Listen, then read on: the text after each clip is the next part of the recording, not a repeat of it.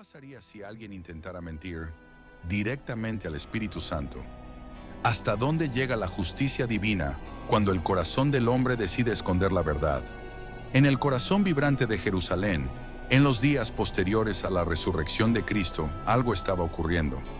El Espíritu de Dios se movía con un poder jamás visto. Milagros, sanidades, multitudes entregando sus vidas al mensaje de los apóstoles. La iglesia nacía con gloria, pero también con fuego purificador. Y es ahí donde aparece una pareja, Ananías y Zafira. Dos nombres que pasaron a la historia, no por su generosidad, sino por una mentira letal, una mentira disfrazada de ofrenda, un engaño mortal al mismísimo Dios. Este no es solo un relato para impactar, es una advertencia, una señal del poder y la santidad que acompañaban a los primeros discípulos. Y en medio de ese mover imparable, descubriremos también lo asombroso. Señales que estremecían barrios enteros, milagros tan potentes, que incluso la sombra de Pedro bastaba para sanar. Este episodio de Hechos capítulo 5 lo tiene todo. Drama, verdad, juicio, gloria y sobre todo, una revelación clara. Dios no puede ser burlado. Todo comienza con una decisión. Ananías y su esposa Zafira vendieron una propiedad. Como muchos otros creyentes de aquella comunidad radicalmente generosa, llevaron parte del dinero a los pies de los apóstoles. Pero a diferencia de los demás, no llevaron todo. Y eso por sí solo no era el problema. El pecado no fue retener una parte, sino pretender que lo estaban dando todo. Fue la mentira deliberada, el teatro espiritual, el intento de engañar a Dios mientras aparentaban santidad. Ananías llegó primero, se acercó a Pedro con solemnidad, depositó el dinero como si estuviera entregando un sacrificio total, como si fuera digno de honra. Pero el Espíritu Santo ya lo había revelado, y Pedro, lleno de discernimiento, no dejó pasar la farsa. Ananías, ¿por qué llenó Satanás tu corazón para que mintieses al Espíritu Santo y sustrajeses del precio de la heredad? Silencio absoluto. La verdad estaba expuesta. No había escape. Pedro continuó: no has mentido a los hombres, sino a Dios. Y en ese mismo instante, Ananías cayó muerto. Un estruendo interno sacudió a todos los presentes. Lo impensable había ocurrido. El juicio divino descendió sin previo aviso. Los jóvenes atónitos se levantaron, envolvieron su cuerpo y lo sacaron para enterrarlo. Este no fue un accidente, fue una señal. Un mensaje poderoso para una iglesia que recién comenzaba. La santidad de Dios no se negocia. Ananías no fue juzgado por una ofensa menor. Fue juzgado por una actitud corrupta, disfrazada de espiritualidad. Y lo que se desató ese día marcó un antes y un después. Nadie más vería la ofrenda con ligereza. Nadie más jugaría con la apariencia. Pero lo más impactante aún estaba por ocurrir. 3 horas después, Zafira entró sin saber lo que había ocurrido. Su esposo ya estaba muerto y enterrado, pero nadie se atrevía a decirle nada. El aire seguía denso, el ambiente sagrado. Pedro la esperó. Sus ojos eran los de un hombre que había presenciado el juicio de Dios.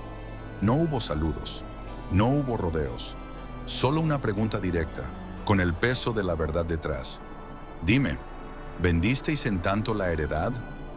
Zafira, sin titubear, respondió: sí, en eso. Fue la confirmación. La mentira era compartida.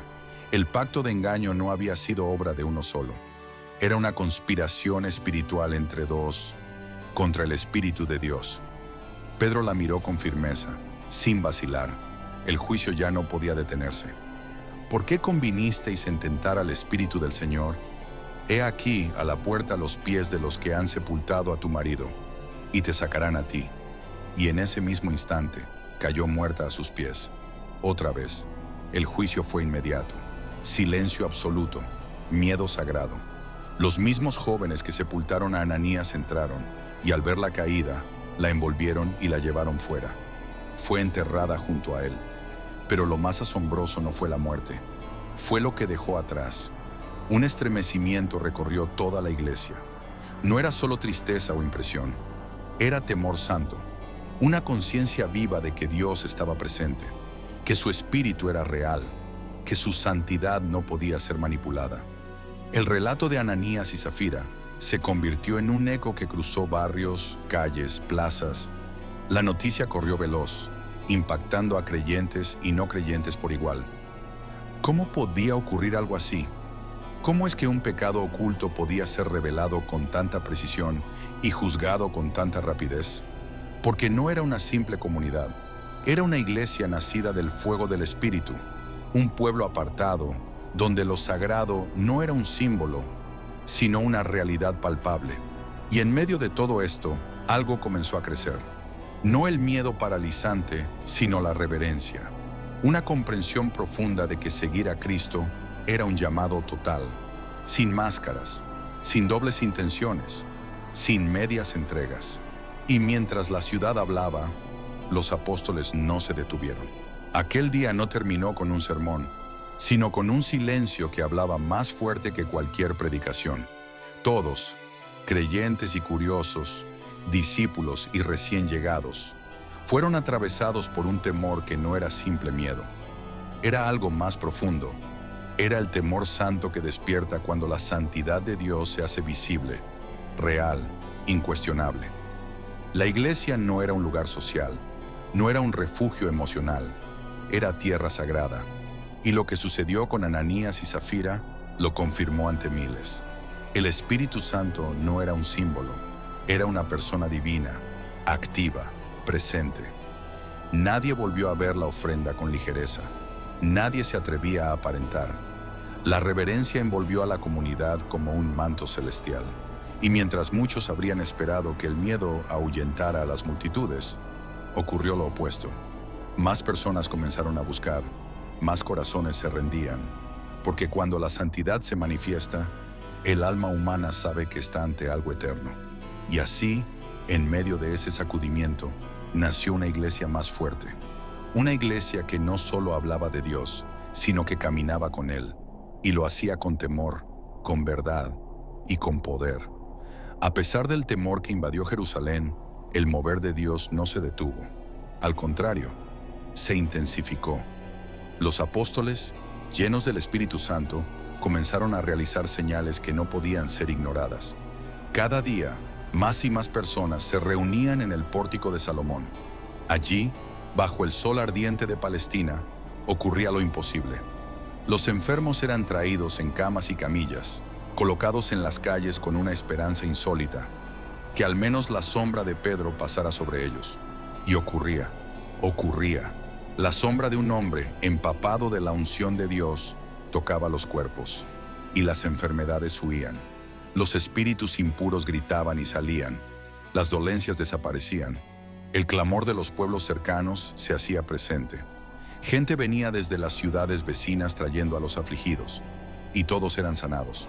Este no era un espectáculo, no era manipulación emocional, era la confirmación visible del reino de Dios en acción. Mientras el Sanedrín se llenaba de enojo y temor, la multitud crecía. Nadie podía negar lo que ocurría. No eran teorías, no eran discursos, eran hechos sobrenaturales, y en cada milagro, una verdad se repetía como eco divino. El Dios de Israel vive y su espíritu está en medio de su pueblo. Estos no eran actos aislados, eran señales proféticas. La sanidad física reflejaba la sanidad espiritual.